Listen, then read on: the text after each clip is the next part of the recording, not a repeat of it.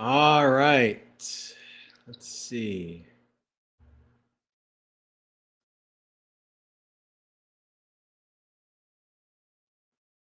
Let's see.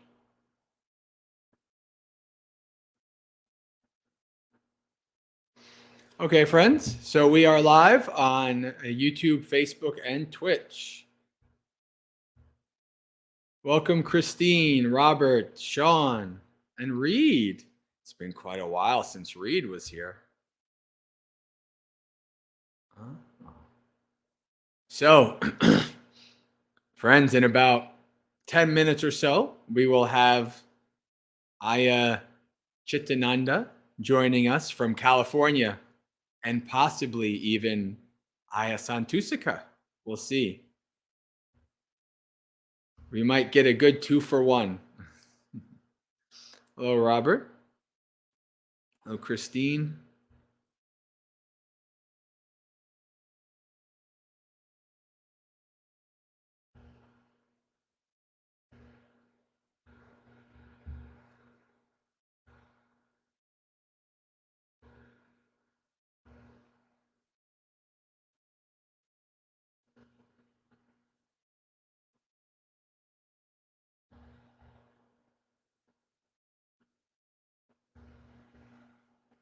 All right.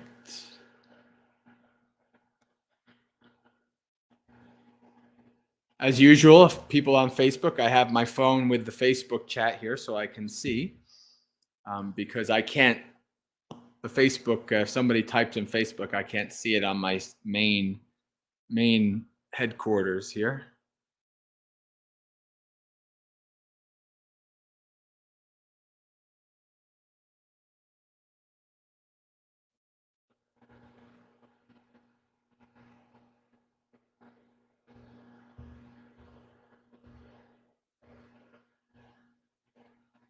Let's get started with chanting.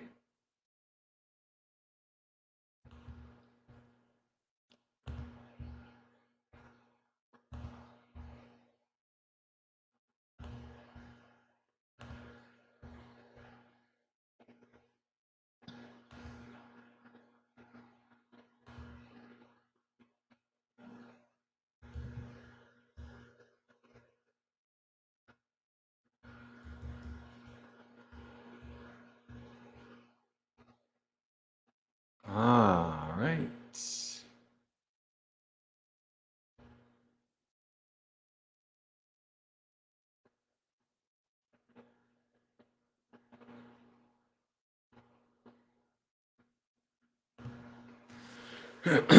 Namo tassa bhagavato arahato samma sambuddhassa.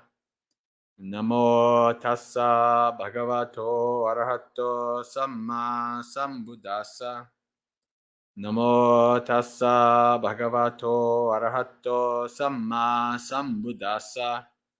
Uttahata nisidata ko atto supite navo.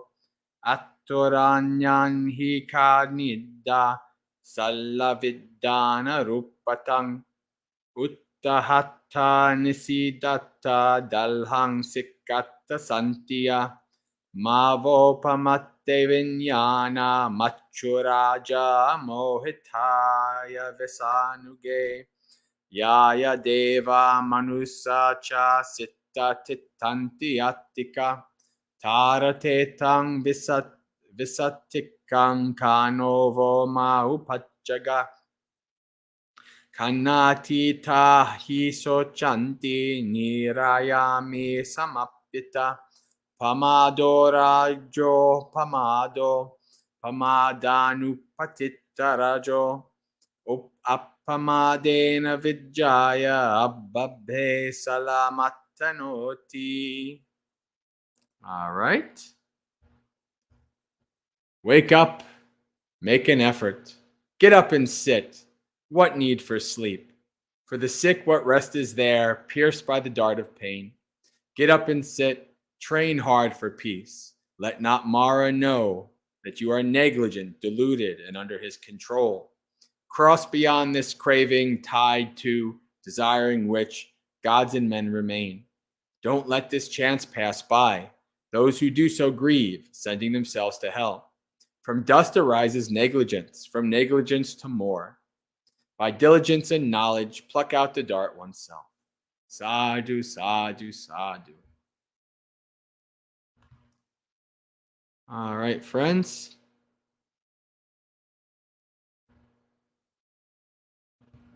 Yes, interestingly enough, maybe subconsciously read as I saw when after I saw that you were coming subconsciously, I thought, well, maybe we'll do this one for Reed in honor of it. We have hello, John, Yankee Apple. Oh, two Johns, John Bays and John Fox, and probably Audrey as well. And we have the very, very, very first monastic guest on Dhammapalooza, Tom Pamuto. Was it almost 2 years ago now, where Tom Pamuto and I were staying at the Indonesian Buddhist Vihara in New York. And for like a month, he came on Dhammapalooza with me. That was good times. It was that, and Tom Pamuto will come on again as well, either in person or as we're going to do today via the stream. So friends, welcome to another Dhammapalooza, our 2-hour festival of Dhamma with the Maggasekha community. This festival of Dhamma includes a variety of Dhamma activities from chanting, meditation. In between, we'll see what happens. We do have the very first, what would you call it, virtual guest. This is going to be Ayya Cittananda, who is a monastic with under Ayya Santusika, and they live off the grid. They have a very interesting lifestyle, a very interesting place they're building up over in California. I went to stay with them for 2 weeks when I was in California after last Vasa. So Ayya Cittananda is like a close Dhamma sister of mine. She's one of the closest bhikkhunis to me in this world. So it's good that we have the very first live guest was Tom Pamuto. We have Bhikkhu, and now the very first virtual guest is going to be a bhikkhuni.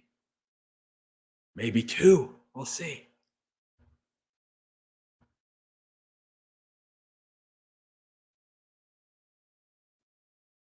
So hello, Bella and Gautam. Good to see you. Bella and Gautam, I'm going to be here for the Vasa here at Empty Cloud in North Jersey. So if you ever want to come and visit, say hello. You're welcome to come.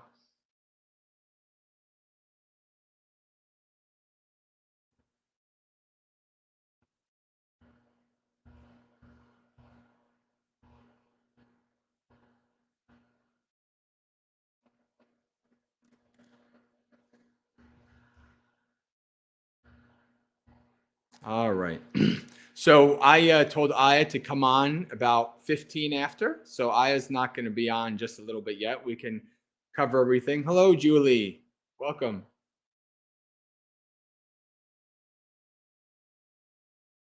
Why don't I answer this question since we already have a question?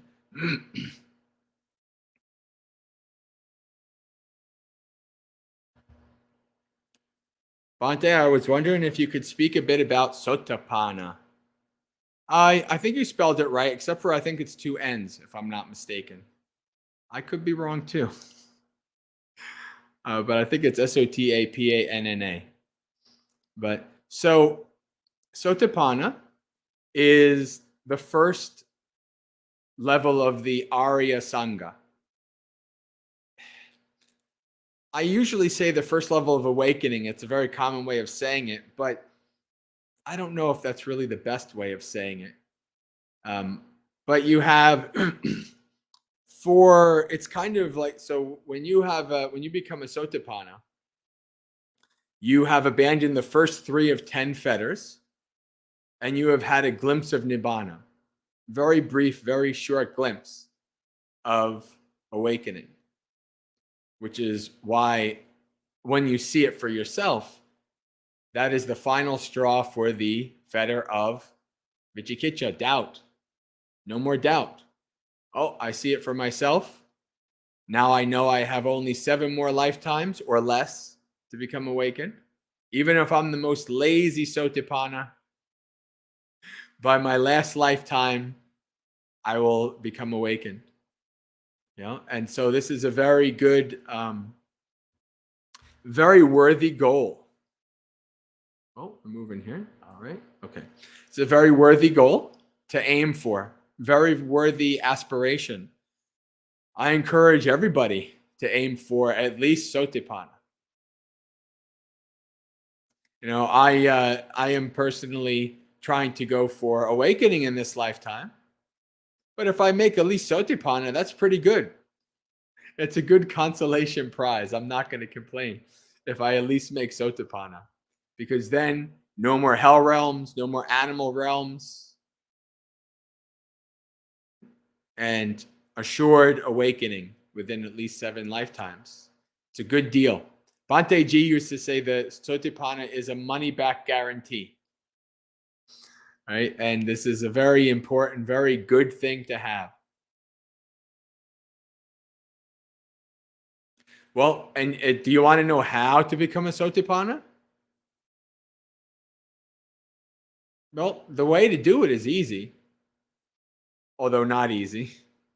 You become a Sotipanna by following the Noble Eightfold Path. That's what the Buddha says. You follow the Noble Eightfold Path, you become a Sotipanna. The whole path.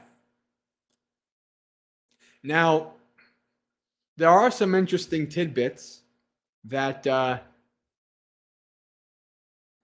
that somebody who is a faith follower, very strong faith in the Triple Gem, can become a Sotipanna from their faith. They could never become awakened because of their faith, because faith alone does not give you the insight to become awakened. But faith could bring you to at least Sotipanna. The rest of the way, you'd have to, at the very least, include bhavana. Yeah, Reed, thank you for saying it very succinctly, simple, not easy. Exactly. So when you become a Sotipanna, you've abandoned Vicikicca, doubt. You've abandoned Sakkaya Ditthi, identity view.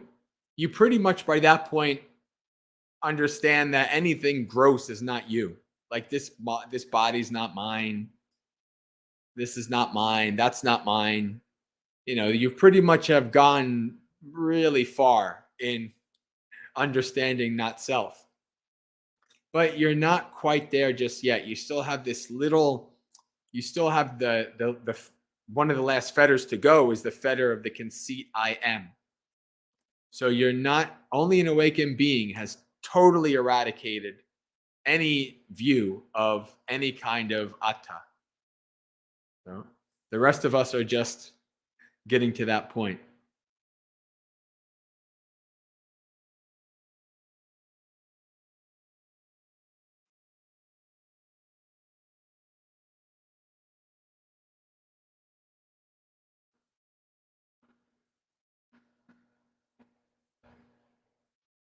Robert saying, I struggle a lot with using Pali English. The English feels unclear in many respects. Yeah, that is true, especially when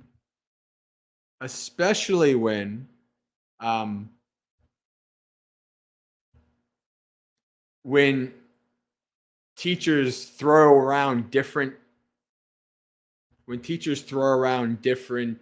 meanings, different translations. It can get very confusing. That's why it's important to check the Pali word.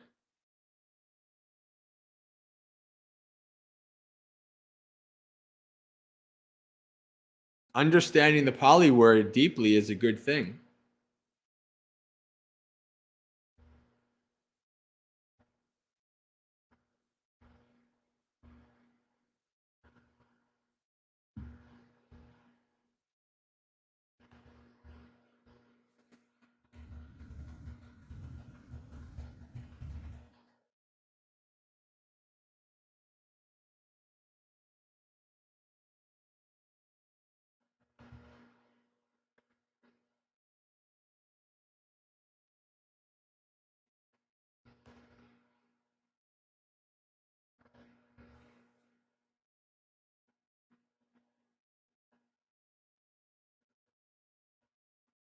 Reed, I think you have an attachment to rites and rituals because you've asked me this question before. Silabata Paramasa. I didn't say that, but thank you for pointing that out, because I talked about Vichikicha and Sakaya Diti, but I didn't talk about Silabata Paramasa. Silabata Paramasa is, guess who's here? I see Ayya. Let's see if we can bring in Ayya. Okay, this is the first time. We'll see if there's any issues. I can't hear you, Ayya.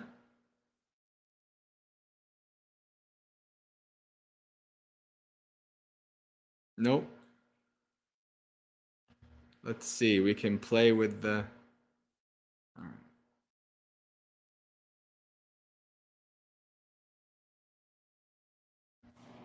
Can you guys hear Ayya, or is it just me? How about now? Can you hear me now? Okay, welcome. Let's see if the chat hears Hi. you. Just me that can't hear you. Right. Huh. Oh, wait. Better? Talk? No? Yes, I can hear you. Yeah. It was on my end. All right. Oh, okay.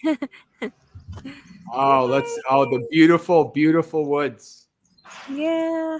I've been missing the beautiful woods. Oh, you have to come visit again. I will. I'm looking at I'm waiting for the next Western Buddhist monastic gathering to happen in California again. Yeah. So yeah. Sure. Pandemic. Yeah. So how are things going off the grid there? It's going.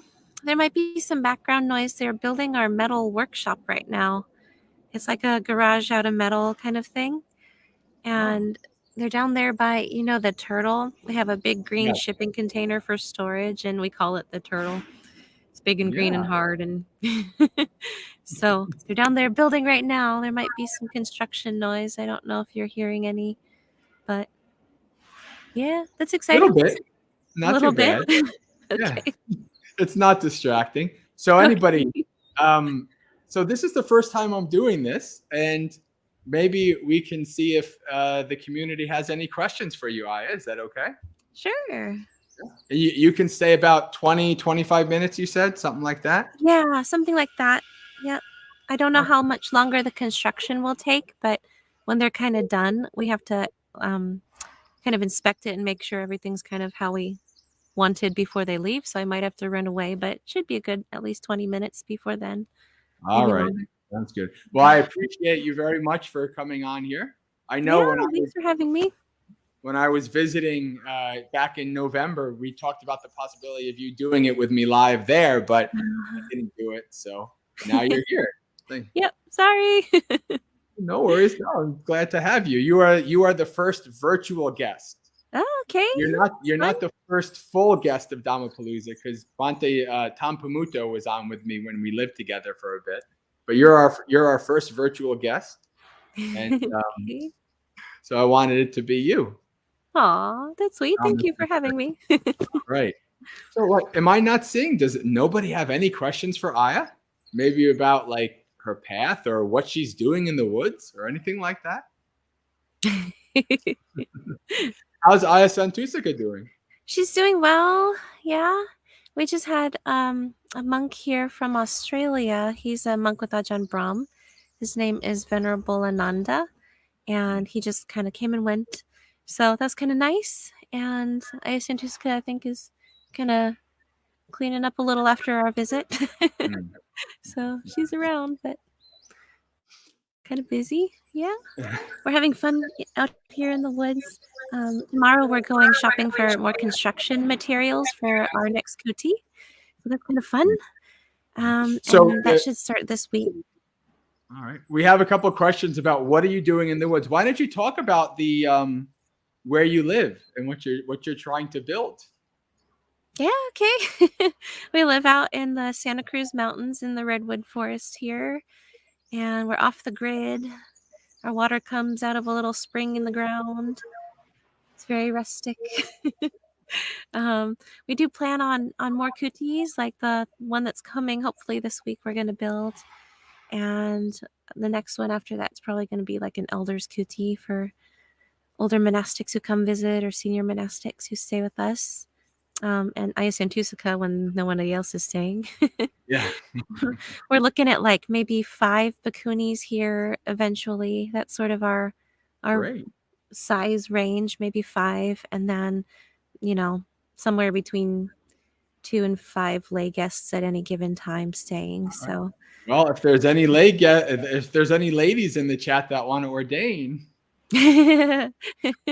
Oh, how's Andy?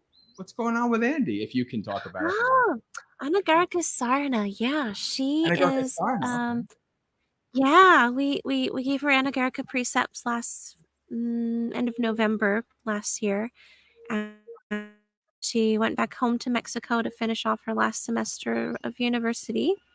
So she's all done now, and we're working on getting her visa. We're supposed to hear back from an immigration lawyer this week about that. So she is coming He back. did say, we hope so. He did say it takes a good 9 to 12 months to get one because it takes so long for immigration to come out and do a site check and make sure we're like a legitimate temple, I guess, a legitimate monastery. So he said that's the big holdup. So in the meantime, she's going to go stay at a monastery with one monk and several lay people in Mexico. All So right. that'll be fun, I think, for her to have a monastic environment again. Yeah. So, can you see this question that's popped up on the screen? Yeah. Right. Our daily practice. Okay. Could you speak a little bit about your daily practice? It's been pretty good lately with not having a structured schedule so much. I tend to wake up around 4 in the morning kind of naturally a lot of the time. So a lot of times I'll get up around 4 and then meditate or read some Dhamma or something in my kuti. It's really nice because the stream is right by my kuti, so I like to crack the window open and listen to the water while I meditate. It kind of soothing. So I like that. And then sometimes it depends on what else is going on that day, but usually I will be finished in there around 6:30 or so, and then come out to the main cabin where we have our shrine room and our kitchen and stuff. And someone will offer breakfast. If we have lay guests staying, then they will offer us all of the food in the cabin. We'll go around and touch all of the things containing food. And then we'll have breakfast around 7. And oh yeah, and if nobody's staying with us, which does happen, especially with the pandemic, it's been a extra weird, I think. So in that case, somebody calls to offer the food. We sort of relinquish the food after midday, and then somebody calls the next day and reoffers it. It's our little workaround for living out here in the woods with no lay people coming by. So yeah, it still holds to the spirit of having the daily contact with people and not sort of just storing our own food. Even if it's physically here, we kind of relinquish it anyway. So seems okay to us, and a lot of other monasteries seem to have the same idea. So then after breakfast, we have a work period. We generally start, sometimes we have right after eating, we'll read something together as a community, or we will have a topic we feel like discussing. And then we'll go through the calendar, like what's coming up that day and maybe the next day or 2 days, depending on how big whatever's coming is. And then we have work period. We've been doing construction things, as you probably assumed. Yeah. Lots of construction-y things. Or just I saw the picture of the finished bathroom. It looked a lot better than when I was there. Yeah, Vante helped us do stuff. Yep. This week we had a big madrone tree we had to cut down that was very sick, and it was going to fall on our kuti site that we were going to build next. So we were chopping wood and sawing it up, and it was kind of fun, but lots of work. So we do that, and then it's meal time. So whoever's here will help prepare the meal, or if no one's here, we'll just kind of rustle stuff up ourselves. And then after the meal time, we take a little break. Usually we have tea and more Dhamma time. A lot of the times it's a good time to either take a little walk and chat about Dhamma or go do something a little bit more physical so we don't get sleepy and want to take a nap after eating. So yeah, go do something physical. And then after that, it depends. Sometimes we have study sessions with other nuns. Wednesday, we're going to have Vinaya study with the Loka Vihara again, and we kind of do that monthly with them. And sometimes we have phone calls with people who have Dhamma questions or want some counseling. Or Anagarika Sarna, we're in touch with her a lot. Pretty much every day, there's some messaging back and forth on WhatsApp or little calls or something. So keeping the Dhamma fresh for her too while she's home with her parents and kind of, missing the monastic setting. So that's good. Or there's other work period things that really need to get done that day. So sometimes we'll work in the afternoon too. A lot of times, you've been here. It's like startup mode time. So there's a lot of stuff to do. Yeah, Anagarika Jens and I were doing, we were chanting the other day, and I chose to chant out of the forest, Thai forest book, and I was chanting. I was like, oh wait, this is what Ayya S and Ayya Cittananda, and I remembered you, and I went to Jens and I said they chant this really beautifully. We're not doing so good, but I remembered the rhythm and everything that you guys did it with, and it's really nice. So I thought about you the other day. Oh, that's sweet. Yeah. Right. So I like hearing different people's chanting. It's nice. Yeah. So in an effort to get in a few more questions before you have to go, okay. How about Sean has a question? Okay. What is your favorite piece of Dhamma wisdom that you've heard? Oh, my favorite piece of Dhamma teaching, whatever word. Sutta, teaching. Do what? Sorry? Yeah, like suttas or teachings. Sutta or teaching or something like that. Well, something that really stuck with me a couple of years ago, I went to Thailand and we visited Ajahn Piak, and he's from the Ajahn Chah lineage. He has the reputation of being very attained, and I buy it myself. I think he's got some really good Dhamma wisdom, Dhamma juju. So he said, I was asking him, like, it's so hard to be mindful all the time, like have sati, and they also recommend, he and another Thai forest monk that I have a lot of respect for, Ajahn Ganha, recommend having samadhi kind of throughout the day. And I'm like, how do I have mindfulness and samadhi all throughout the day? It's hard to maintain that mindfulness and that kind of that meditative state. And he said, well, you just kind of try your best. And then when you go to bed at night, you sort of review your day, like, when did I lose mindfulness? And you kind of remember, like, maybe kind of the types of things that tend to pull your mindfulness away, like pull you away from being mindful and getting distracted or not paying attention to what it is you're doing, or like in meditation as well as daily life kind of things. So I really liked that, and I do think about that frequently because it has been helpful to sort of examine my mind and see where the dangers are for me. So I think that's probably lately one of my favorite things. All right. Actually, that answers the other question too. So we have one more from Julie, talking about having to deal with critters in the woods meditating. How do you develop the ability to meditate with all the mosquitoes? Yeah, you can probably tell I'm kind of shooing some flies around once in a while myself. So it's hard, I guess. And you can kind of just tough it out and let them bite you. But also, I do recommend things like mosquito spray to prevent them, because you do want to make sure you can have enough comfort and remove as much distraction as you can, because there's always going to be something, like there's always going to be some discomfort or some problem, like perceived problem Whether or not it's really a problem is one thing, but you do want to be able to patiently endure some things, but you also want to be comfortable enough so that you can get still and get some samadhi going in your meditation. So yeah, you kind of play with it a little bit, kind of see how much you can take and how much is just not really making your time as worth it as possible. That's what I think. All right. Other people will tell you something else. So Ayya, tell everybody about like the schedule of teachings that you do online, like the Zoom schedule. Oh, okay. Well, I personally don't do that much. I kind of substitute for other places when they need me. And our place too.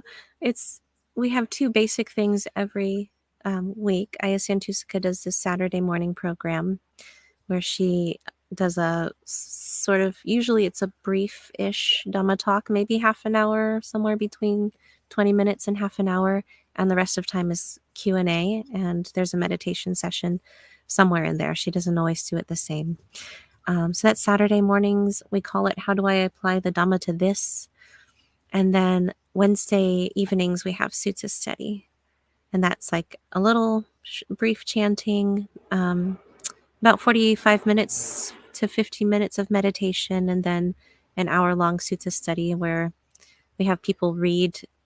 We choose a sutta, and different people will take turns reading it out loud. And then there will be discussion and question and answers then too. So those are our two kind of main things. And then we have random other teachings now and again for other groups. I loved listening to Ayya Santusika's teachings because she has that kind of like down home, kind of this really nice, calm voice, and it's a nice way to hear the Dhamma. Yeah. And also her wisdom as well, obviously. But so I think we're probably getting close to the end, or are you good? What do you think? I don't know. I'm happy to take one last question. All right. Any other questions? Oh, what time do you usually go to bed? And what's your nighttime routine like? Yeah, so we do often have puja at 7 o'clock in the evening, and I tend to just do that meditation in the evenings. If we're not having it, then I meditate a little bit later, maybe around 8 o'clock instead. And then I nighttime routine kind of thing. I sometimes read before bed, either suttas or something that I'm looking into. Sometimes I listen to a Dhamma talk and knit. I like to knit sometimes. That's right. Yeah. Yeah. When people need stuff.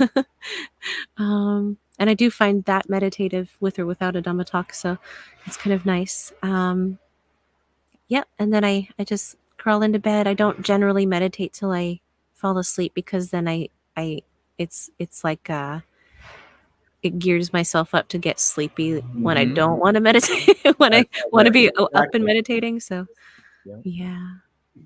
Yep, that's it. Yeah.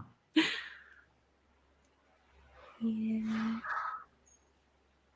I go to bed maybe about 10:30. Yeah. So how's the camper? Oh, it's so cute. People love it. I stayed in it for a couple weeks and I like it. Oh, did you like it? Was it okay for you? I love that camper. It's really nice. Yeah. Yeah. So it's really cute. What tradition were you ordained or trained under, Ayya? Well, I ordained once as a Mahayana nun in like a Pure Land Chan Vietnamese temple. It was like a mix of Pure Land and Chan. And I did that for a year.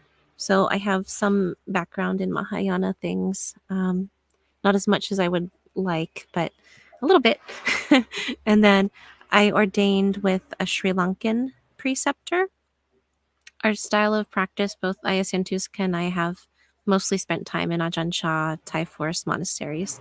So we kind of do the chanting and the some of the customs the same as the Ajahn Chah bunch does. And then some of it, we mix in a little bit of the Sri Lankan tradition. So Nice. We like it.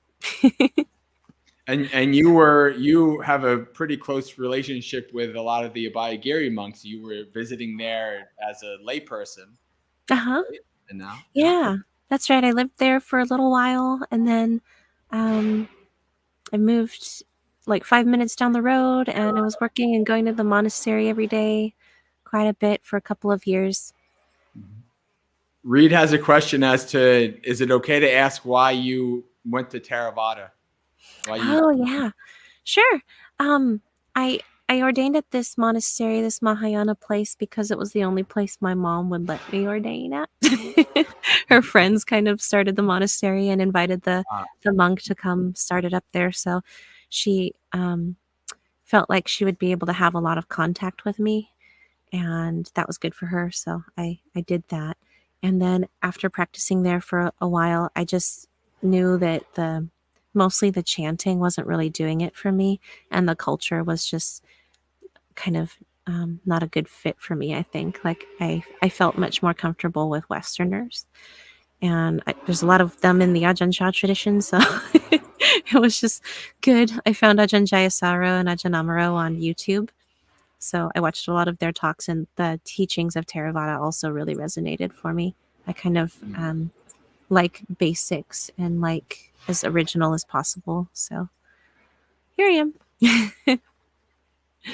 How's the water situation? Have you been able to store some water, or are you still kind of worried about low water?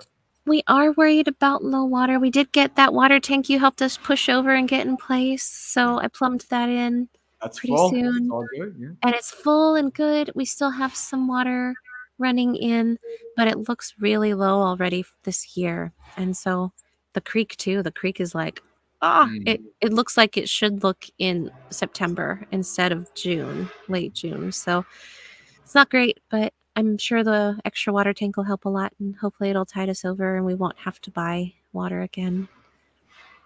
Good, good. I mean, I think people have to like really have it reiterated that you literally live off the grid.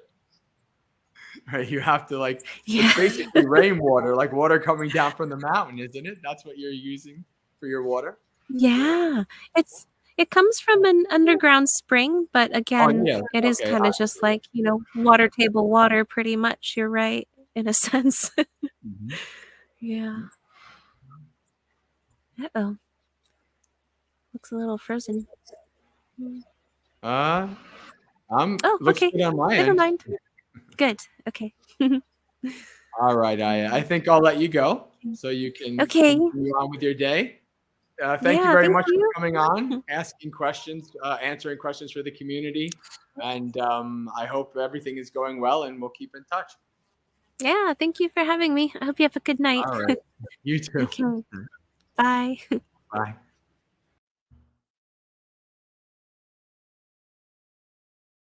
All right.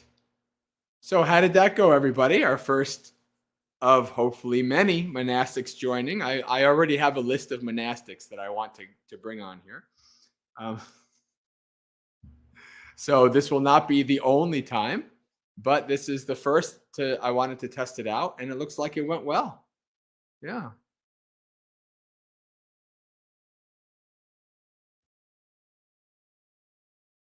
Yes, this thing is, well, I mean, it's thanks for people donating, right? This is, if people, people donate to help me out with these things, and then I can do it. I even have a Patreon, like some YouTube influencer or something. So it's good that way. So, all right.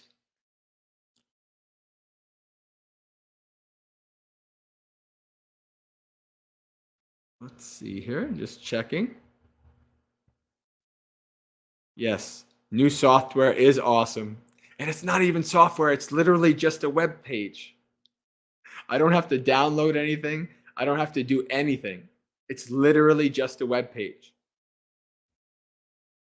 I mean, it's decently cheap. It's like 300 a year or something like this to be on this service. But I mean, it's amazing what you can do. So, yes, Julie, it was. It was wonderful having Ayya. I met Ayya back in 2018, and we just clicked like that.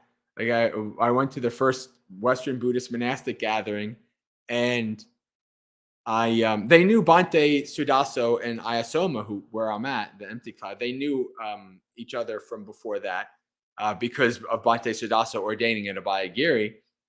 But I was sitting down, waiting for the monastic gathering to start, and Ayya Cittananda and Ayya Santusika come and sit down right next to me, and they start talking to me. I say, "Oh, hi," and then they said, "I want you to.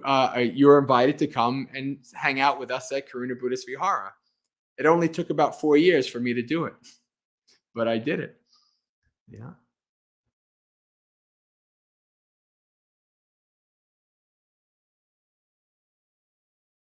Christine says Bhante J monastic talk show host. No. I'm way behind the times. You watch Empty Cloud. They've had monk chat with like 9 or 10 monks. They have the same program that the same company that because I lived here and I saw it. And I said, this is a great company. And so they have the same thing, but they've been using it for a while. They have 9, 10 monks on here. So I'm just a newbie getting it started, but I'm gonna take it. I'm gonna take it as far as it'll go for sure, because it's fun to have other monastics on here. I've always wanted other monastics on here. Even maybe in the years to come, if I actually start my own place and have monastics people come and ordain under me, then Dhammapalooza is gonna be like, you watch like a live stream with Ayya Tataloka, she'll have like a wide shot of her and all the bhikkhunis, right? It'll be like that. A bunch of us. That would be good. All right. Let's see here.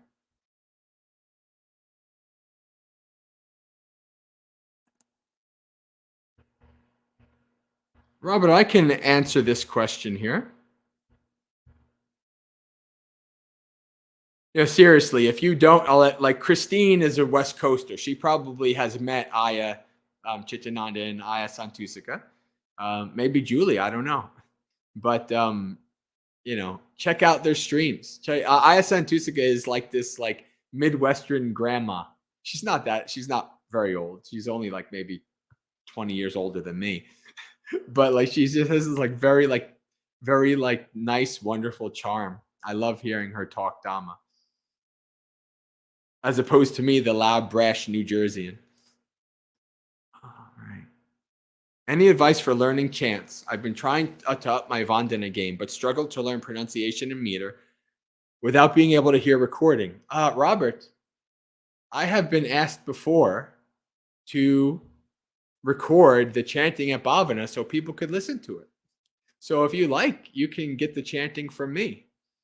I don't know what chanting you're doing.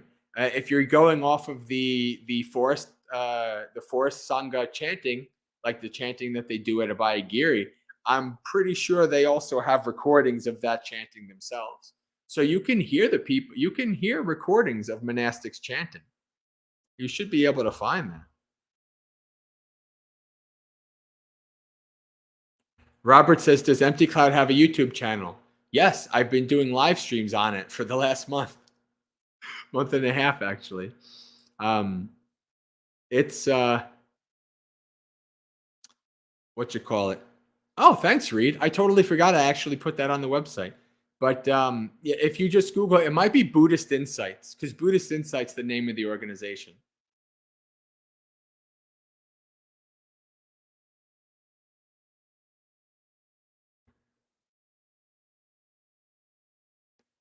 So the other thing I can do is I can do a Pali pronunciation video.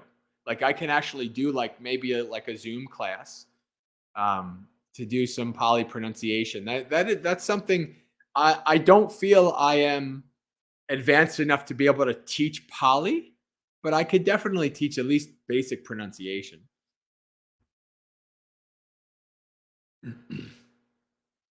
But the idea really, once you do the pronunciation and meter, you have that class. If that's the only issue, then you just need to, have the little class of it.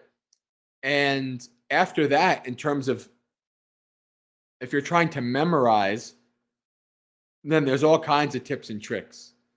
Robert, are you on the Discord with us?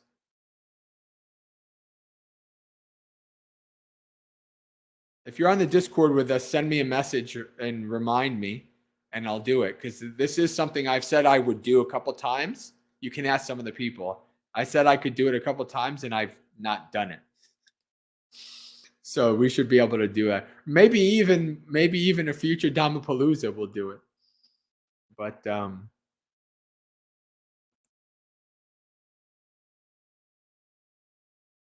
oh, you're Triple M. Oh yeah, okay, no problem. We'll get it done. No worries.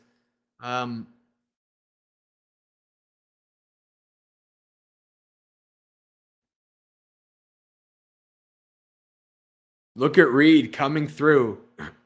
See, this Reed is doing what Adriana used to do, but unfortunately, Adriana has been dealing with a lot of stuff, and she hasn't been able to be around. But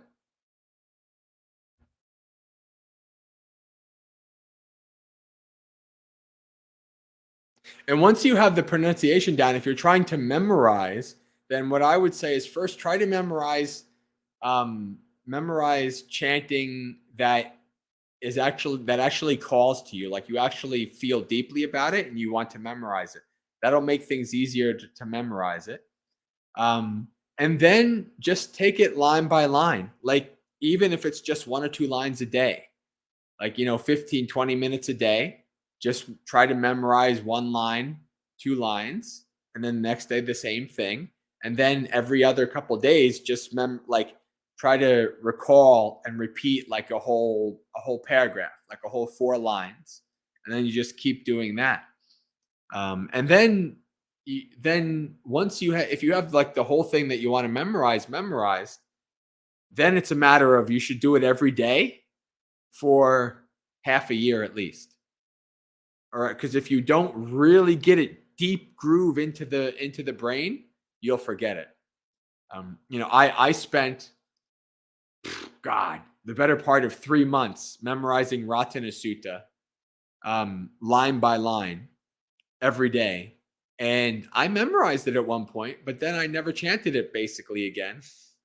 Very rarely we chanted it at Bhavana, and if somebody was leading it, I could probably still chant about 70% of it, but I could if you ask me, Bhante, chant Ratana Sutta right now, it's not going to happen. It would be extremely botched and probably quite comical, to be honest with you.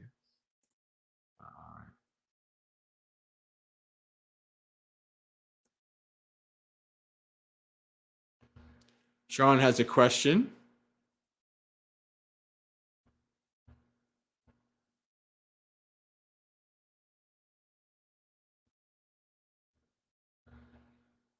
Oh, that's right. Reed is a YouTube moderator, right? That's good. I actually have the power. I can put people in timeout and block them from my little headquarters here. So it's pretty interesting. All right.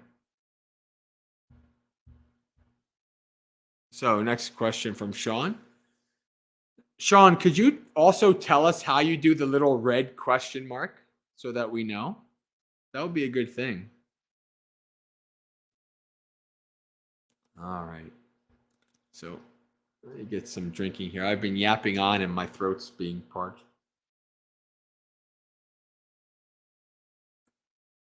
Yeah, how do you do that red question mark?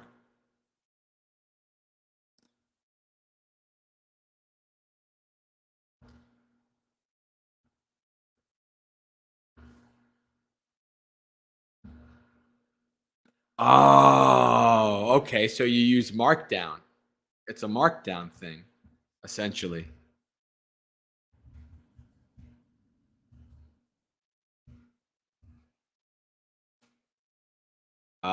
I guess maybe you need a space.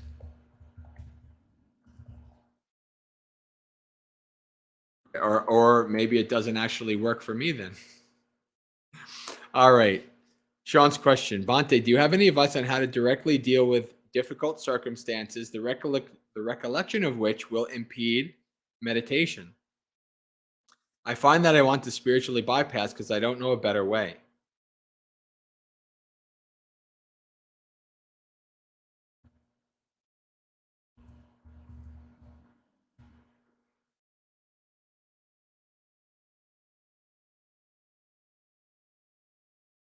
Well, how do you do an emoji in YouTube chat? I don't know. Whatever. I'm just gonna. It's my job to ask questions, answer questions, not. But I figured if everybody knew how to do it, would make things easier. It really does make it stand out. So, dealing with difficult circumstances. This is the thing. The first thing is to make sure that if it's trauma and things like that, you might need to have some kind of therapeutic intervention. You might need to have some kind of therapy, go to have therapy, have cognitive behavioral therapy, whatever. That will be, to work with. All right, Reed, it's been good to see you on Dhammapalooza. It's been a long time, so it's I'm happy that you're on, and also I miss Adriana too. But thanks for coming on, Reed. Much appreciated. So sorry I keep getting distracted from your question, Sean. So the first thing is, if you can, to seek some kind of therapeutic help. That's number one.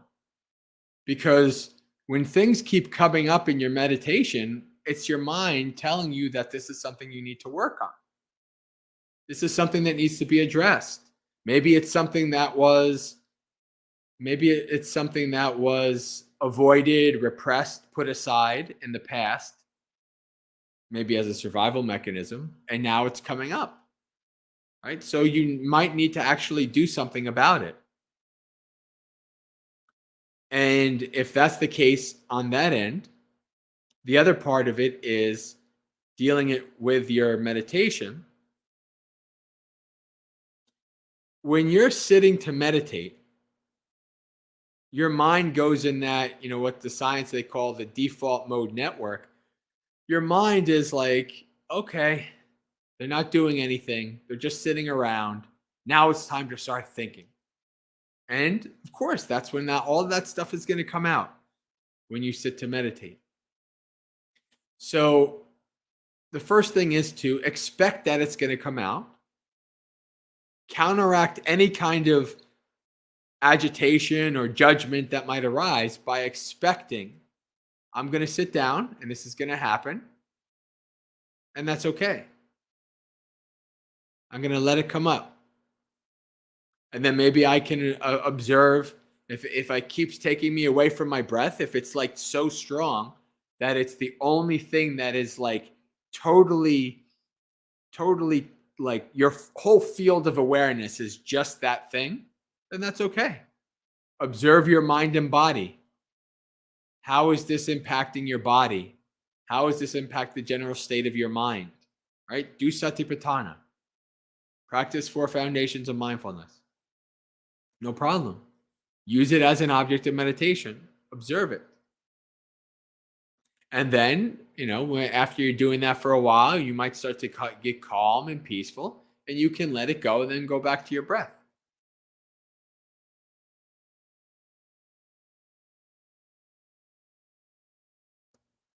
So the most important thing is to see if you can, have help, and then you deal with it in a very wise, skillful way in your meditation. Not by pushing it away, not by getting agitated, not by getting averse to it. That just makes it worse. It's trying to tell you something. You should listen to it. And you should use it as a way to develop wisdom and insight. Upasaka Metika says, there's a little menu. I don't know. All right, friends. Well, we've come to the end of the chat. So maybe we'll read a sutta. We have about a half hour. And this sutta is not too long.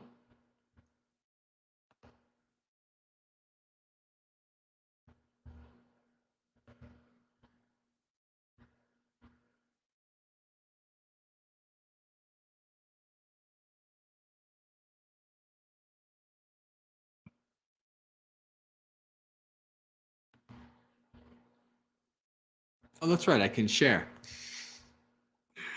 Duh. All right.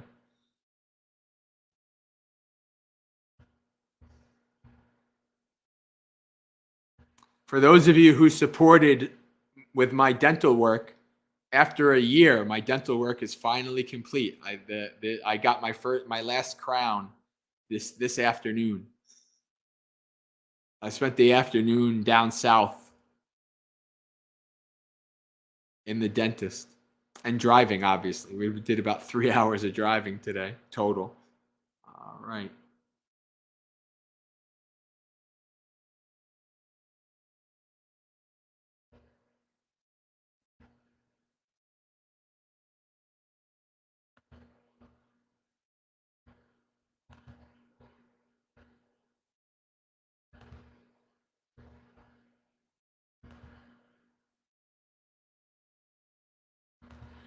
The longer simile of the heartwood.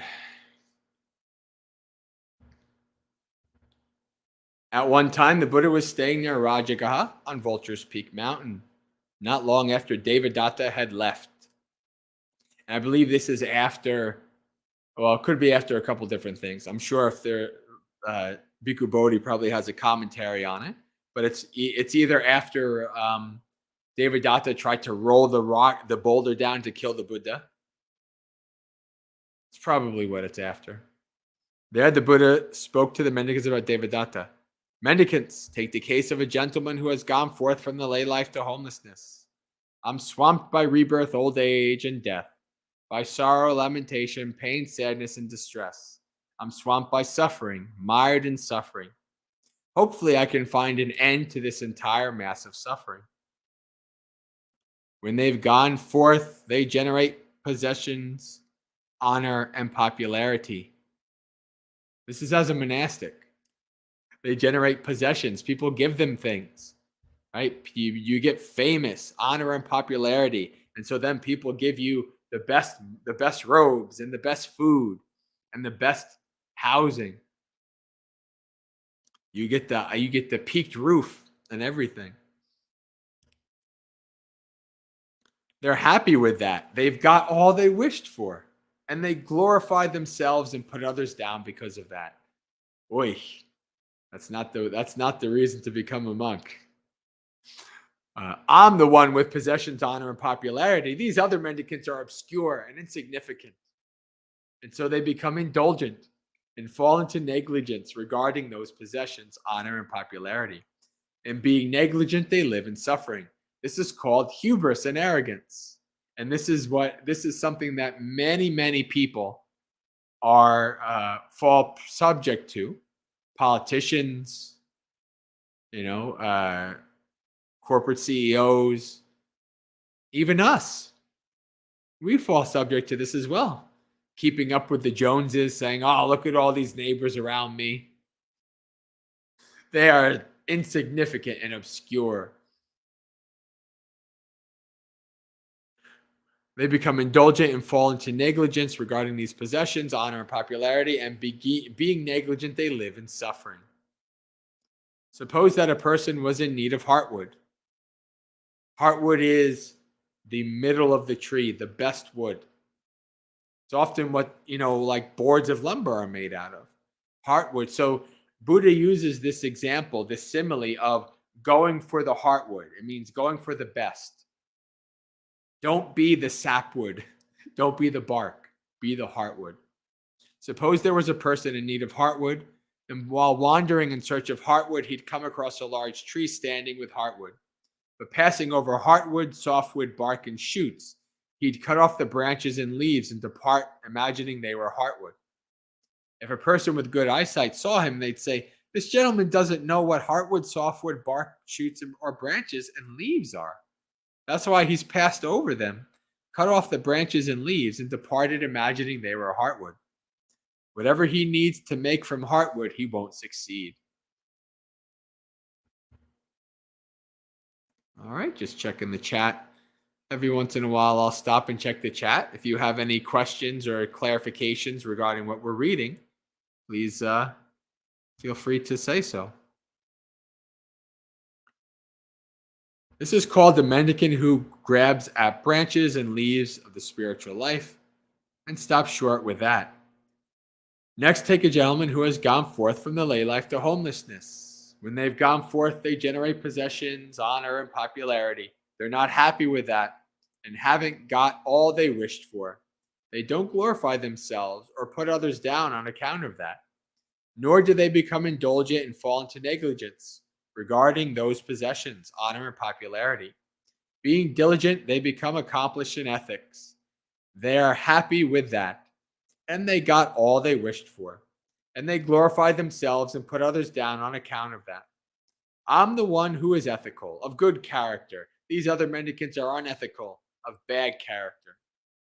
And so they become indulgent and fall into negligence. See, this mind state is like very common. You can see this in yourself and you can see them in others. Like people are like, I'm the one who has a Tesla. Like I saw some politician recently because of all like the gas prices. I saw the gas prices because Anagarika Yens drove me to the dentist and I was like, oh man, this is gas prices expensive.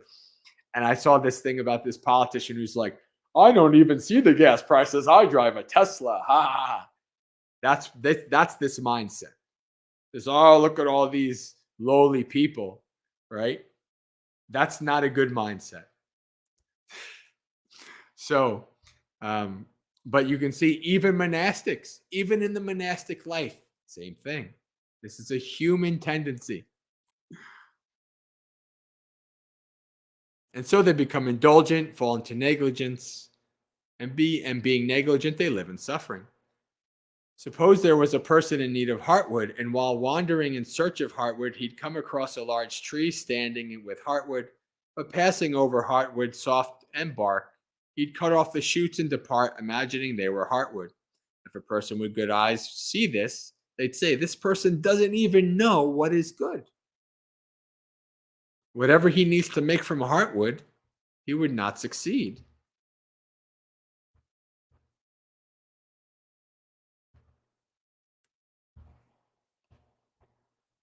This is called the mendicant who has grabbed the shoots of the spiritual life and stopped short with that. Next, take a gentleman who has gone forth from the lay life to homelessness. When they've gone forth, they generate possessions, honor, and popularity. Being diligent, they achieve samadhi, immersion. They're happy with that, and they've got all they asked for. And they glorify themselves and put others down on account of that. I'm the one with immersion and unified mind. These other mendicants lack immersion and unifying. They have straying minds. Oh boy. I've seen this among even lay people with jhanas, like at the jhana retreats. I have fourth jhana. All right. If you develop a mind that dislikes hypocrisy and sees this real quickly, as soon as that comes up in your mind, that's what my mind does. My mind be like, oh, I'm like so much better than these people. And the other part of my mind comes and says, who the heck are you? Look at X, Y, and Z and all the things that you do wrong. Right? That's a good counterbalance to these kind of mind states. And so they become indulgent, fall into negligence, and they live in suffering. And then the person says, this gentleman doesn't even know what is heartwood, softwood, bark, shoots, or branches, or leaves. That's why they passed over, cut off the bark, and departed with, imagining it was heartwood. So we get the idea, right? These people are missing the mark. They're not getting the heartwood. They're missing the mark.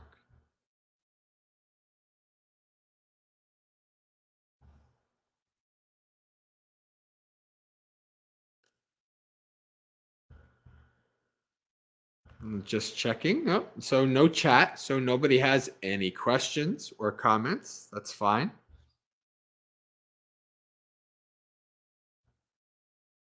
Continuing on.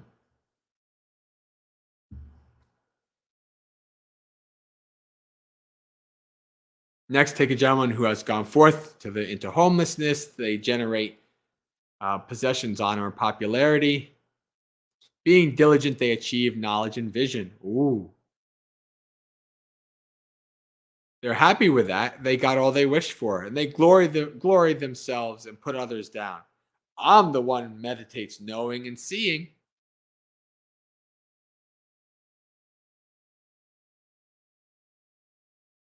These other mendicants meditate without knowing and seeing, and so they become indulgent and fall into negligence regarding not knowledge and vision, and they live in suffering.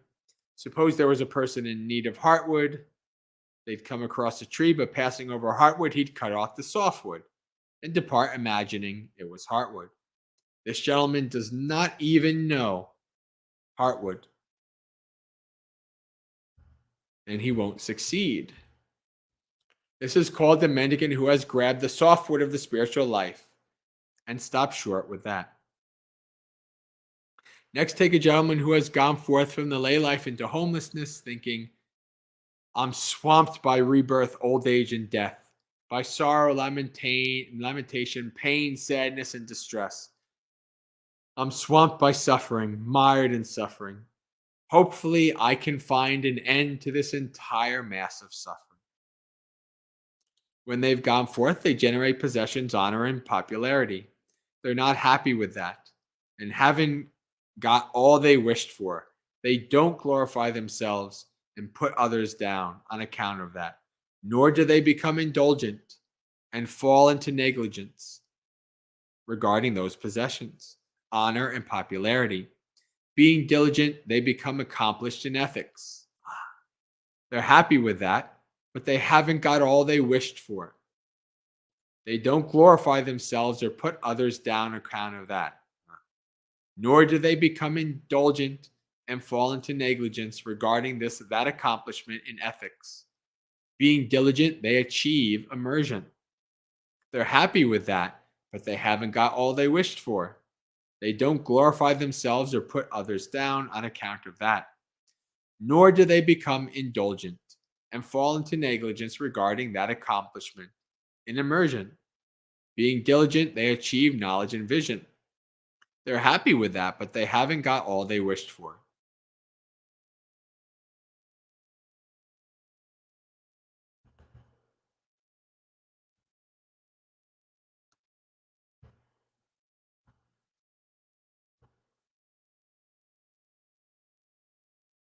They don't glorify themselves and put others down on account of that, nor do they become indulgent and fall into negligence in regarding that knowledge and vision. This is the Buddha saying, this is how you should be. You're not content with the various things along the path, and you could be, oh, this is great, I've retained, I'm the best, and then you don't go any further. You fall back. You moonwalk. As the Buddha says, you become a master in backsliding. Don't be a master in backsliding.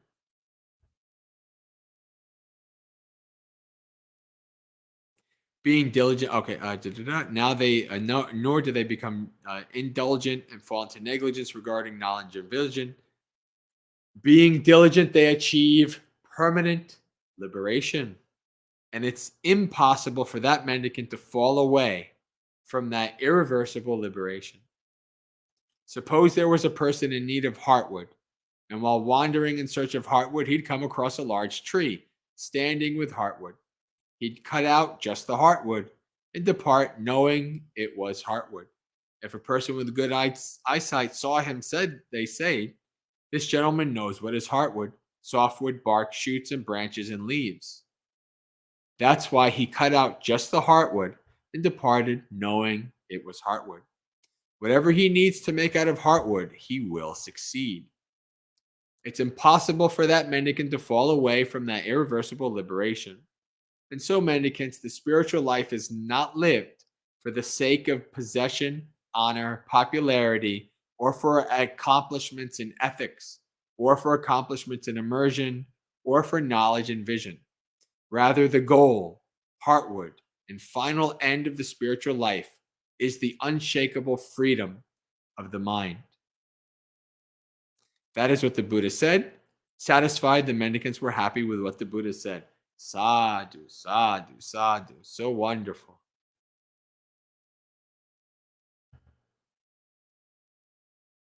All right.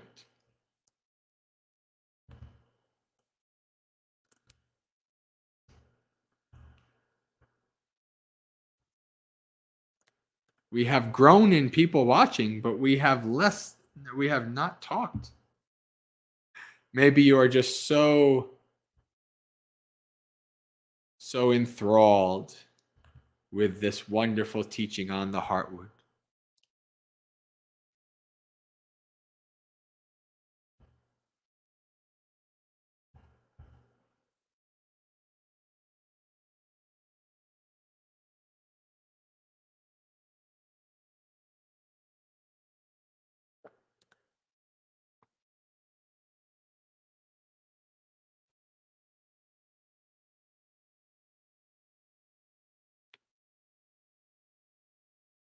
John says, digesting the Dhamma. The Buddha says, one of my favorite quotes to monastics, the Buddha says, dreadful monks are praise, honor, and gain, destructive to the holy life, destructive to the path. So I can remember when I was first a monk,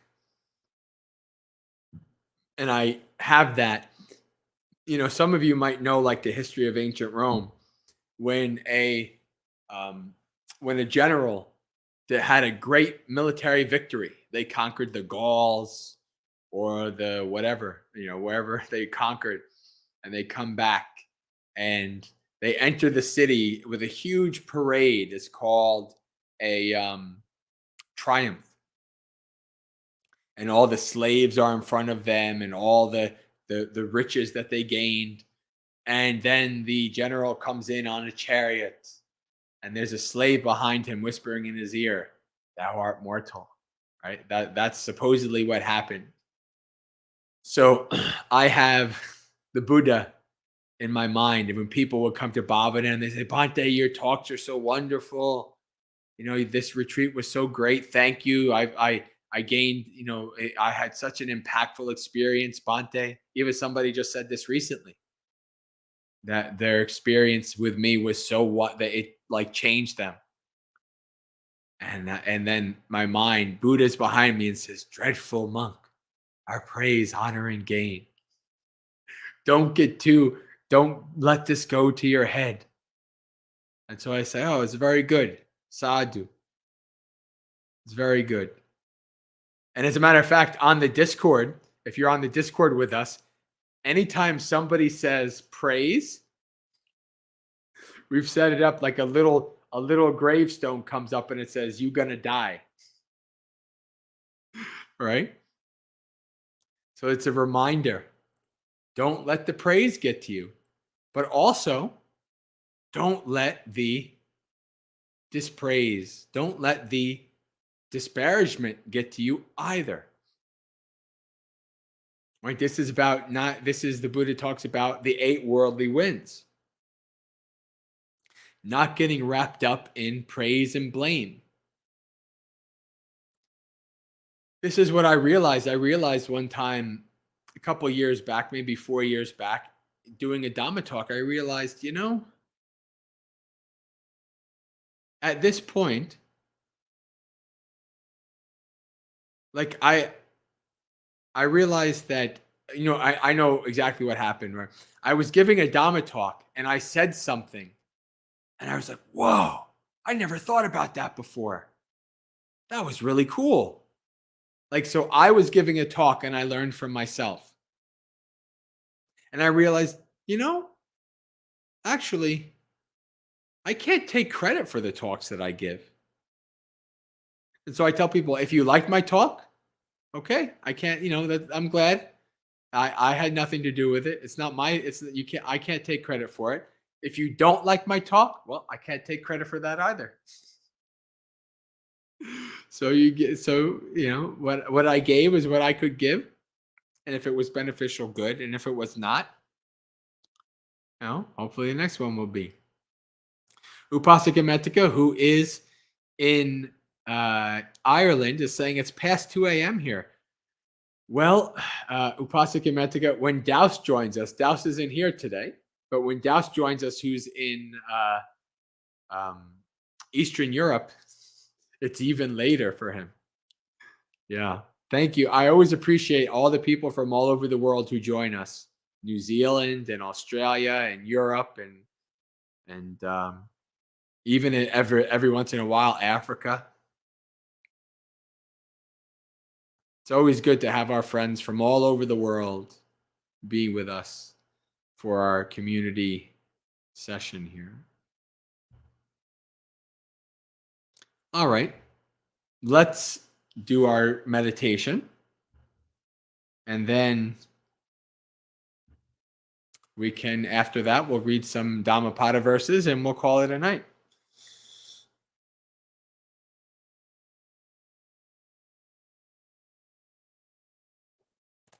Set your body up in a posture that works for you.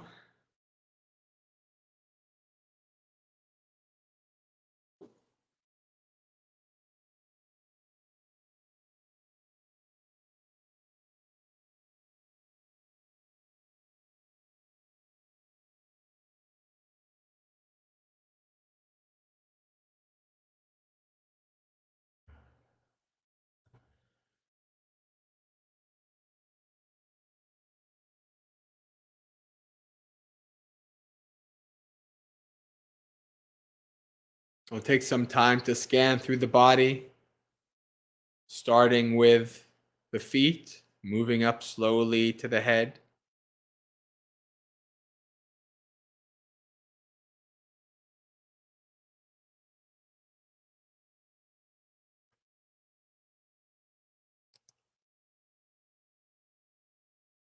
Bring your awareness to your feet.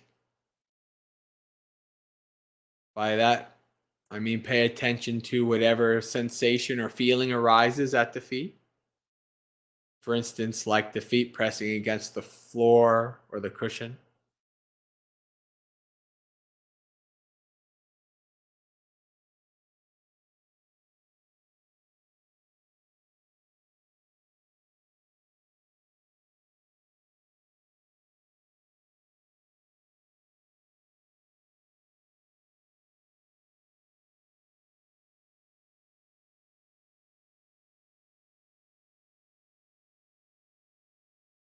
As we scan through the body, use this scan to check your posture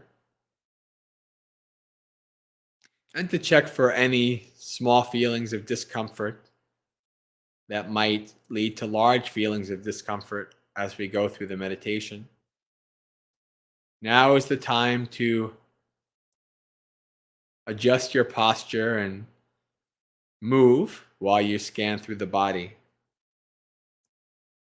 You do this beforehand and set yourself up in the best posture as possible.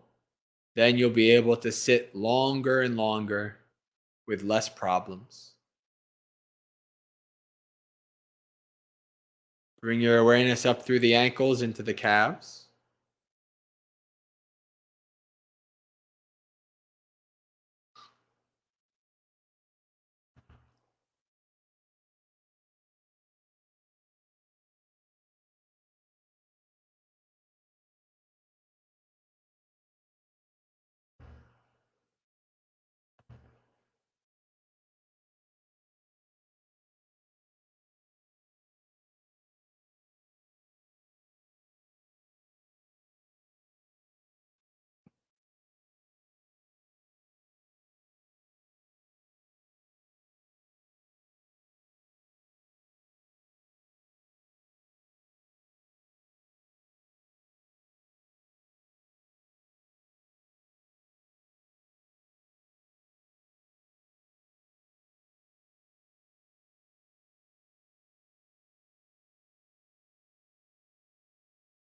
Up through the knees and into the thighs.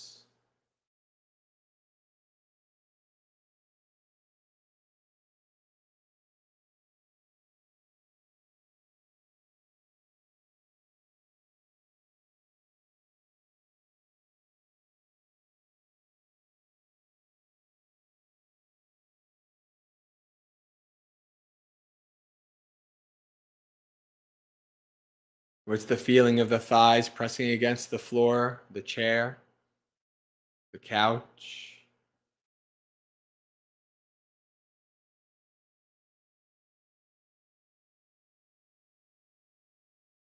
As you're scanning through the body, if you have trouble connecting with a sensation, you can prompt yourself by asking, what do I see? What do I feel?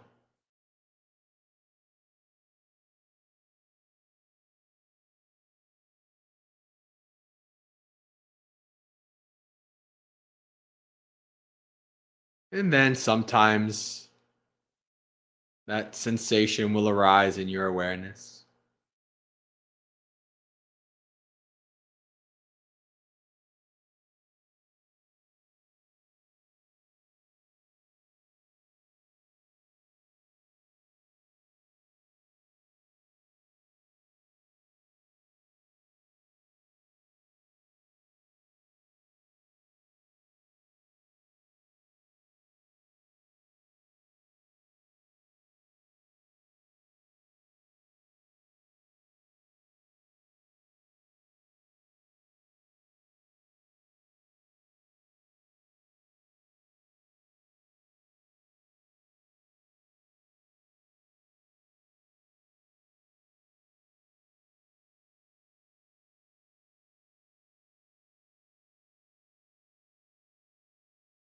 Move up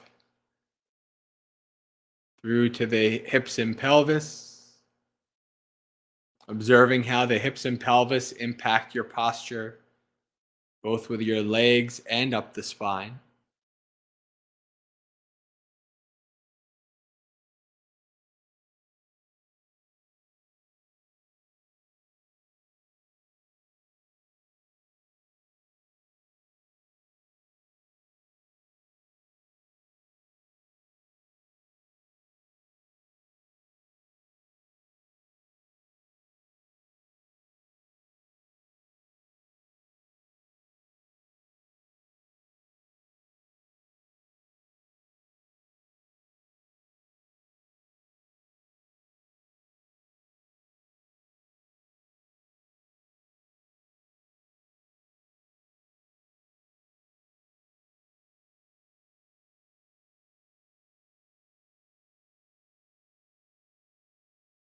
When you're ready, move up the spine through the abdomen to the chest.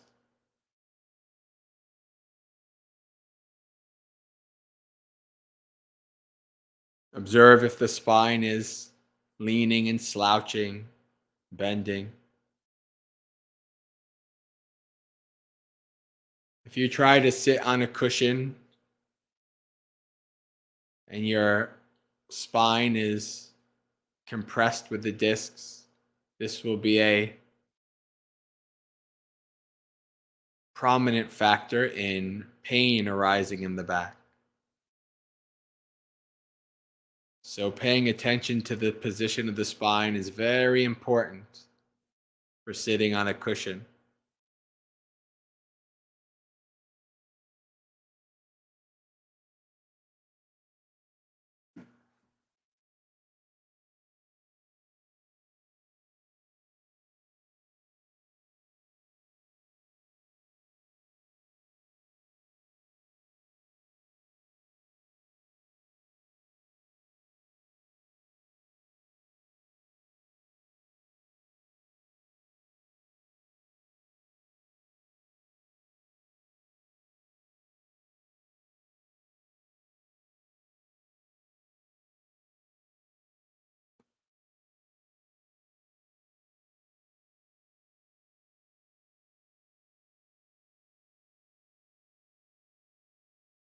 Bring your awareness to your shoulders. Check to see that they're hanging loosely, not scrunched up and tight.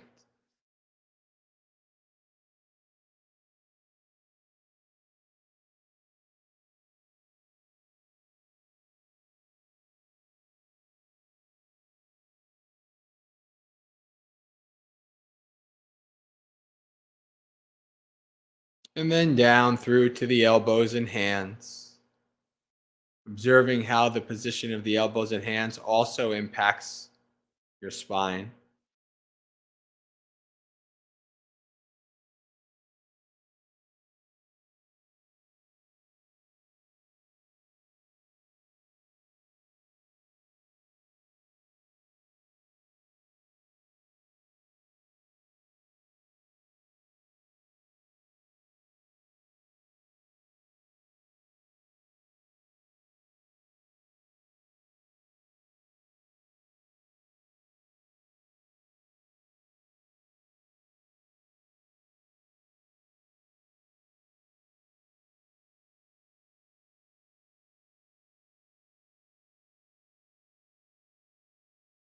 And finally up to your head, checking that the chin is parallel to the floor, that the head is not leaning and slouching here and there.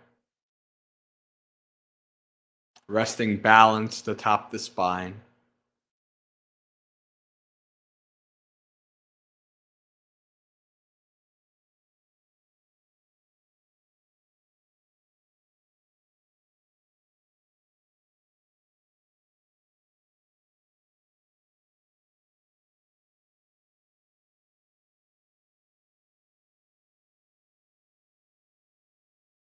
And when you're ready, let the body go. Take 3 deep breaths. And then let the breath go.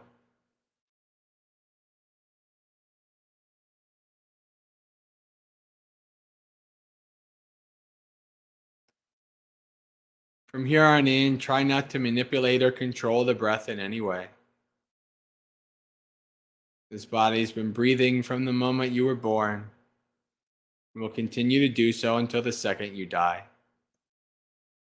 It doesn't need you to do its job. Your job is to simply observe, abide, and investigate the breath.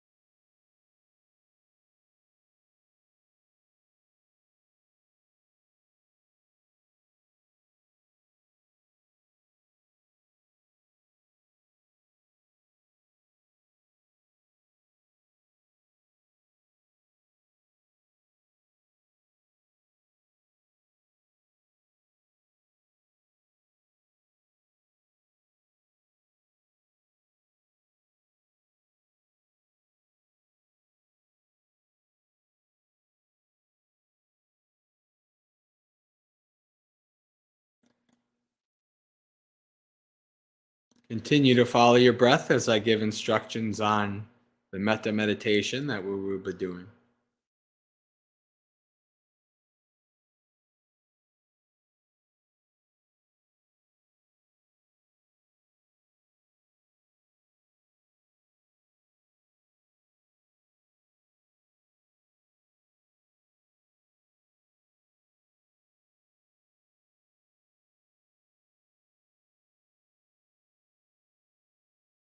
This metta practice will include recommended words and visuals. But the words and visuals are not the end of the practice. They're just the means to an end. The point of practicing metta is to develop a mind free of ill will and to bring up warm-hearted feelings of friendliness for all beings.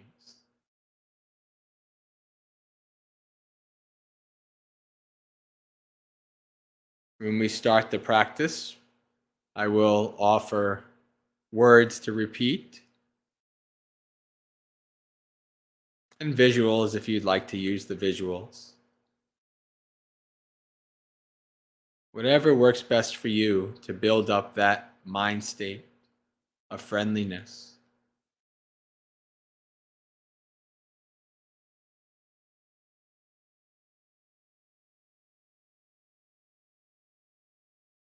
We'll start to bring metta and develop metta for the person we might have the most agitation towards, most dislike of, or even hatred.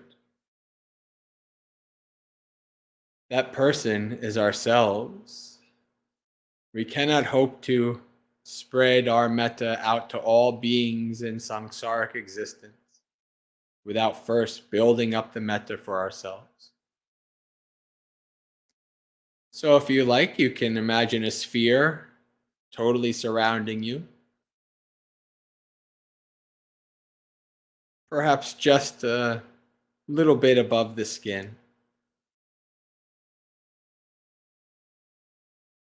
And we will begin to pervade and fill up that sphere with our goodwill, our friendship, our good wishes. You can repeat after me. May I find happiness.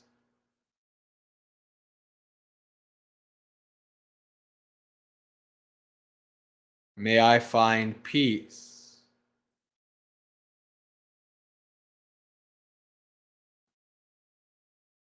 May I live in friendship with all beings.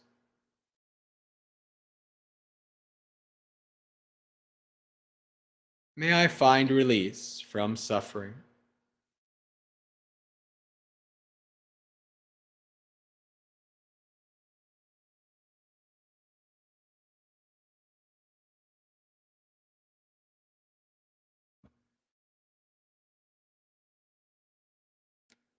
When we say these words, don't say them very fast and like a mantra.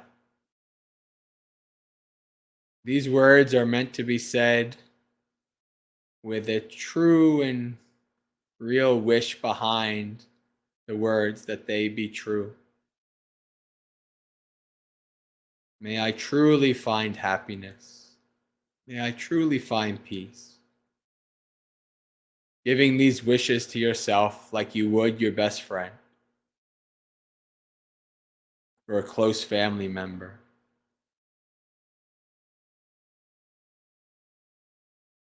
If you like, you can visualize an image of yourself in front of you, like looking in the mirror, and you can speak the words to that image.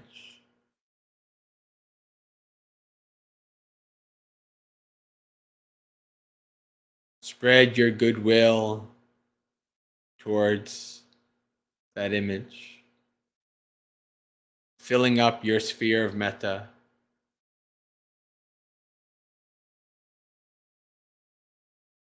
May I find happiness.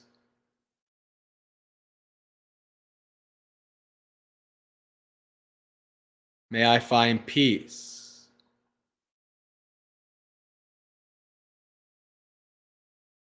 May I live in friendship with all beings.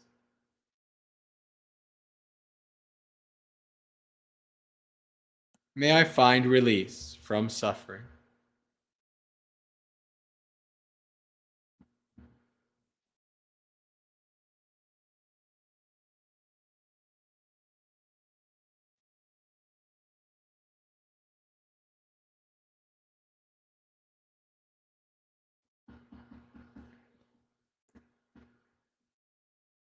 Now let's begin to spread our sphere out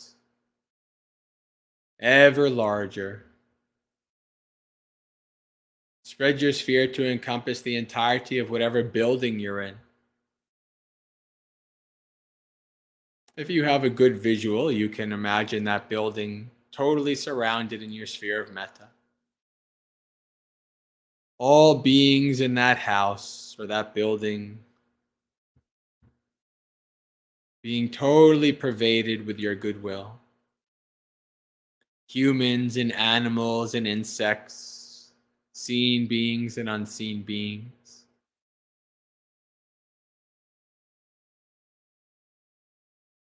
May all of us in this building find happiness.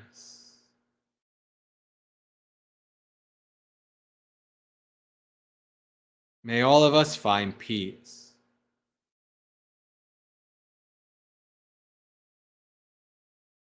May all of us live in friendship with each other.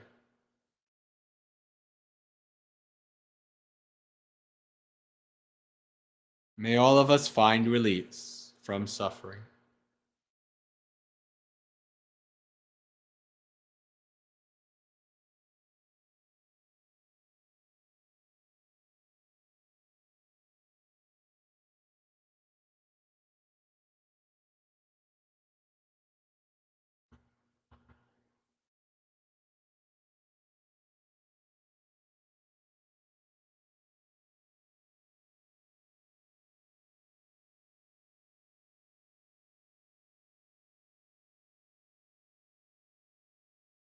Grow your sphere ever larger to encompass the entirety of the town, village, city that you're in.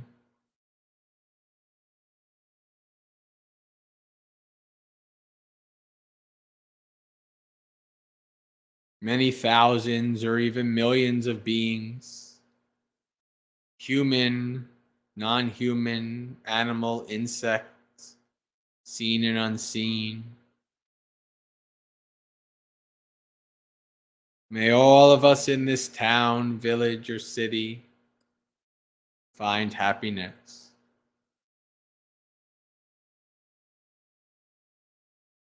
May all of us find peace.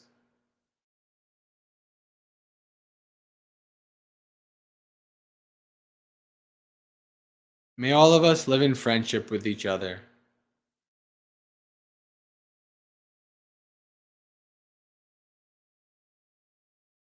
May all of us find release from suffering.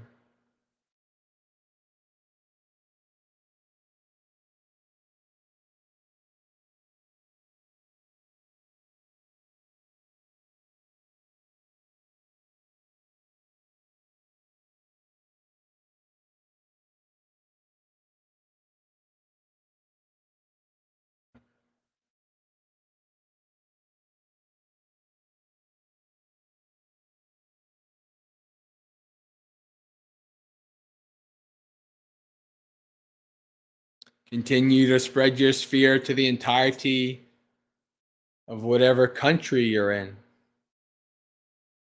Millions of beings,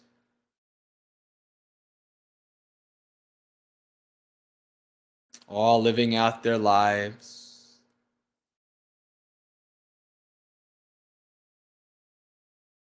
May all of us in this country find happiness.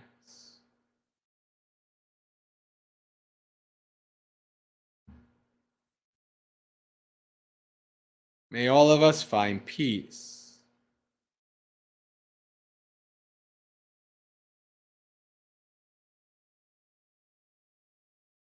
May all of us live in friendship with each other.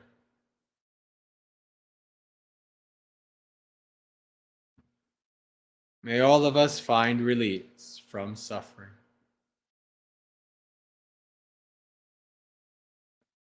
Friends, Buddha teaches us to practice metta immeasurably and exalted. When we practice metta limitlessly, with no distinctions, then sex and gender do not matter, race, country, political affiliation, religious affiliation, sports team, whatever ways that we categorize people. We practice metta like the sun shines its rays on all beings, without distinction and categorization, none omitted, all beings equally. Spread your sphere to encompass the entirety of this planet Earth. Trillions of beings in the air, land, and sea, seen and unseen. If you like, you can visualize planet Earth, a pale blue dot in a sea of darkness.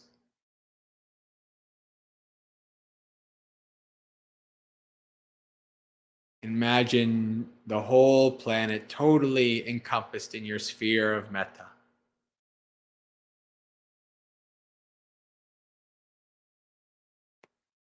May all of us on this planet Earth find happiness.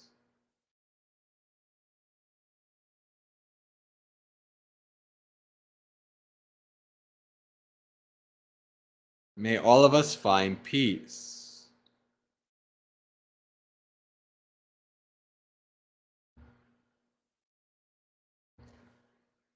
May all of us live in friendship with each other.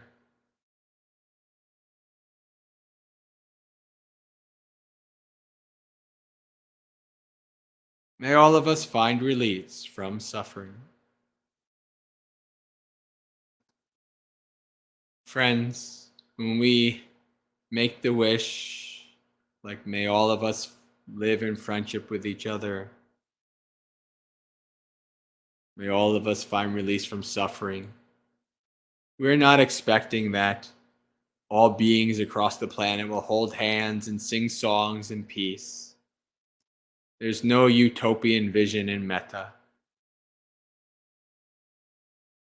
But still, we can wish that beings find, wish that beings know what is good,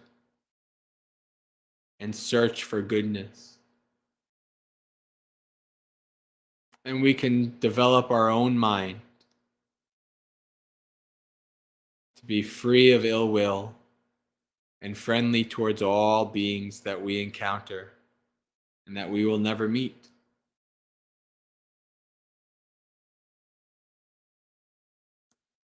Now continue to spread your sphere out into the cosmos to encompass the entirety of the Milky Way galaxy. Billions of stars, perhaps trillions of planets. Who knows what beings? May all of us in the Milky Way find happiness.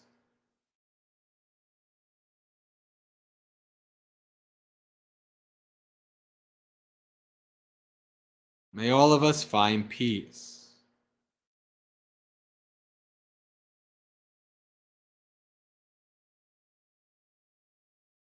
May all of us live in friendship with each other.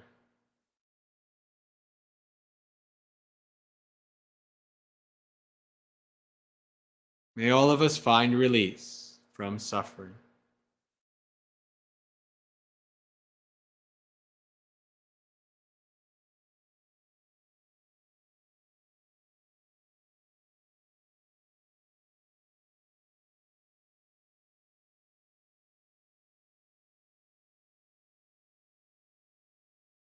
Now spread your sphere out even further out into infinity to wherever there may be sentient beings in the samsaric state. This universe, other universes, dimensions, wherever. Who knows where other beings may be? Spread your sphere out to encompass all beings in samsaric existence. May all of us find happiness.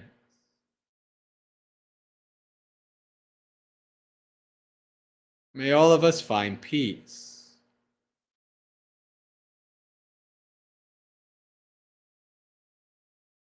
May all of us live in friendship with each other.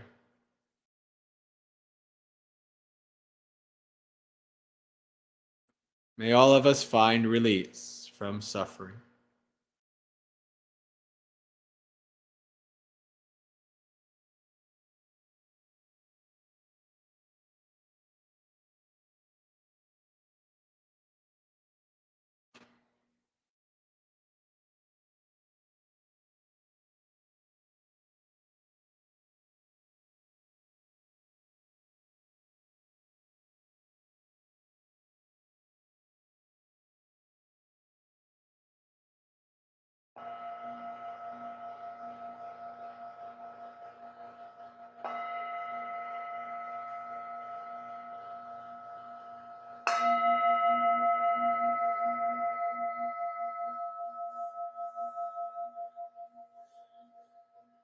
Slowly come back through the cosmos to the seat or wherever you're disposed, paying attention to the body as you open your eyes and become aware of what's going on in the room, on the live stream. Reflect on how your mind is different from before you started the meditation, and maybe what you might have learned, what insights, what has arisen that you can reflect on during your meditation.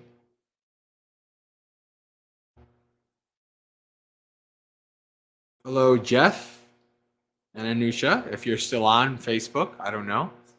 The people on Facebook come on real quick and then they leave real quick because they're wondering what is Bhante doing on their wall. All right. So why don't we read some Dhammapada verses?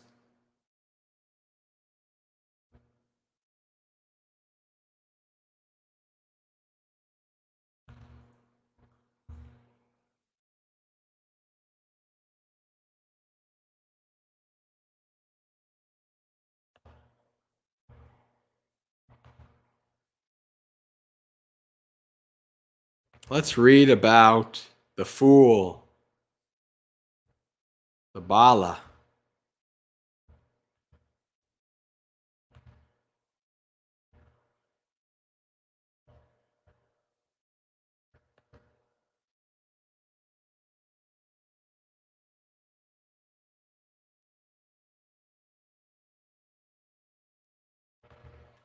Long is the night to the sleepless, long is the league to the wary, long is worldly existence to fools who know not the sublime truth. Oh, I love that. It's so wonderful. Long is the league to the wary. Should a seeker not find a companion who is better or equal, let him resolutely pursue the solitary course. There is no fellowship with the fool. The fool worries, thinking, I have sons, I have wealth. Indeed, when he himself is not his own, whence are sons? Whence are wealth? A fool who knows his foolishness is wise, at least to that extent. But a fool who thinks himself wise is a fool indeed. So, that is something to aim for. Before you can become wise, at least become a fool who knows that they're a fool. That's the first step.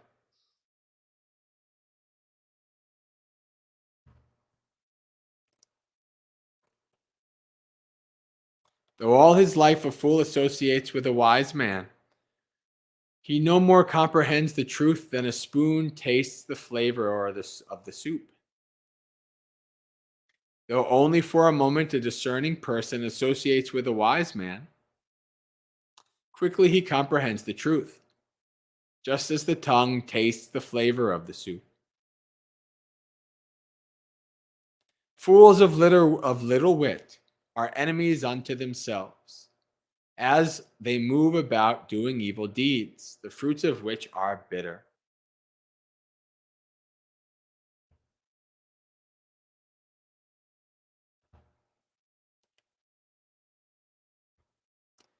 Ill done is that action of doing which one repeats later, and the fruit of which one, weeping, reaps with tears. Well done is that action of doing which one repents not later, and the fruit of which one reaps with delight and happiness. So long as an evil deed is not ripened, the fool thinks it's as sweet as honey. But when the evil deed ripens, the fool comes to grief. Month after month, the fool may eat his food with the tip of a blade of grass, but he's still not worth a 16th part of those who have comprehended the truth. Truly, an evil deed committed does not immediately bear fruit, like milk that does not turn sour all at once, but smoldering, it follows the fool like fire covered by ashes. To his own ruin, the fool gains knowledge, for it cleaves his head and destroys his innate goodness. The fool seeks undeserved reputation, precedence among monks, authority over monasteries, and honor among householders. That's very much connected to the sutta that we just read. Honor among householders and authority over monasteries. Let both layman and monk think that it was done by me. In every work, great and small, let them follow me. Such is the ambition of the fool. Thus his desire and pride increase. One is the quest for worldly gain, and quite another is the path to nibbana. Clearly understanding this, let not the monk, the disciple of the Buddha, be carried away by worldly acclaim, but develop a detachment instead.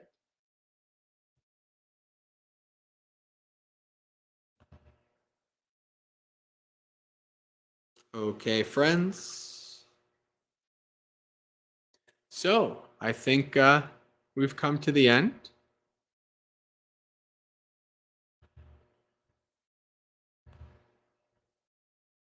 Let's do the final reflections our final business before we do our final sharing of merit.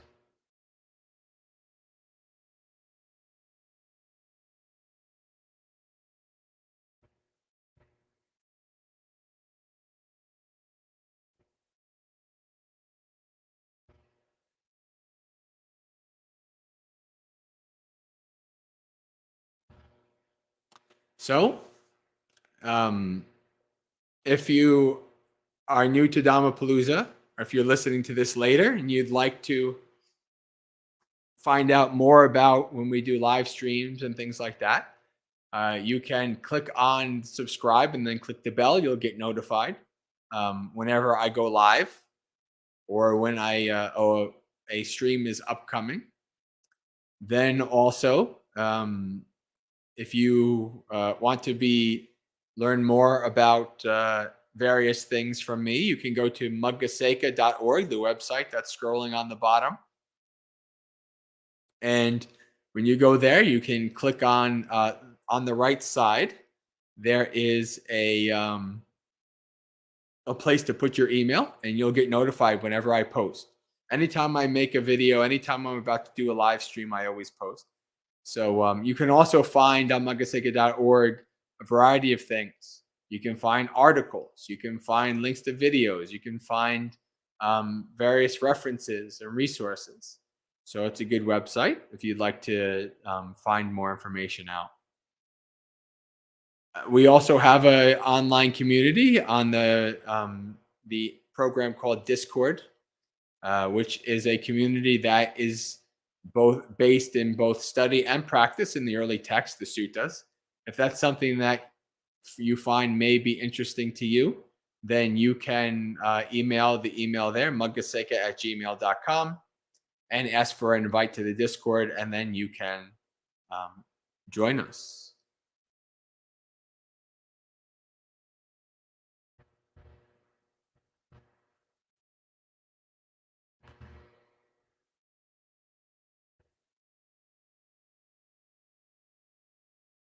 All right.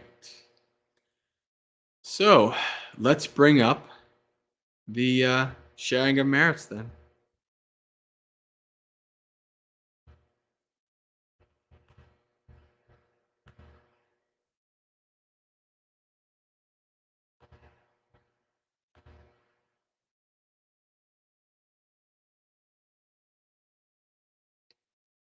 Dukkha patta chane dukkha, bhaya patta chane bhaya, sokha patta chane sokha, hantu sabbe pipaniyo, etavata cha mehi sampatang punya sampatang, sabbe deva anumodantu sabba sampatti siddhya, akasatta jabumata deva naga mahiddika, punyang tang anumoditva charang rakkantu sasanang.